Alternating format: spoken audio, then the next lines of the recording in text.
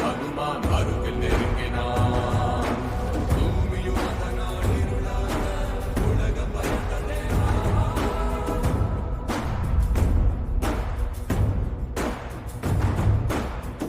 இதையுடனே இந்திரன் கண்டு ஐராவதம் அதில் ஏறிச் சென்று அஞ்சனேயரை தாக்கினாரே வஜ்ராயுதம் விசிறியே. இந்த சண்டையில் வாயுவின் பகவான் சிந்திய ரத்தம் சின்னதாய் பூமியை நோக்கி சீறி பாய்ந்து வங்க கடலிலே வீழ வங்க கடலின் அடியா